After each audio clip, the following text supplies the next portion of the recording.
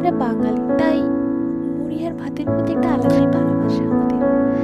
তাই কি দিয়ে মুড়ি খাবো ভাবতে ভাবতে একটু ফুলকপি করেছিলাম আর একটু আলু দিয়ে ভালো করে পেঁয়াজ টমেটো গ্রেট করা আদা কাঁচা লঙ্কা ধনেপাতা দিয়ে ভালো করে ওগুলোকে একটু ফ্রাই করে নিলাম। তো সেই ভিডিওটাই আপনাদের সাথে শেয়ার করলাম। আর কে কি মুড়ি ভাত পছন্দ করো সেটা কমেন্টে আমাকে অবশ্যই জানিও।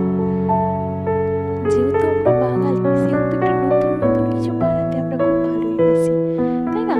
সেই জন্যে আমি চলে আপনার সাথে সাথে এই ভিডিওটা শেয়ার করছি। ভালো লাগলে অবশ্যই পাশে থাকবেন, কমেন্ট করবেন, শেয়ার করবেন, সাবস্ক্রাইব করতে ভুলবেন না। সবাই সুস্থ থাকবেন, ভালো থাকবেন, টাটা। ভিডিওটা ভালো লাগলে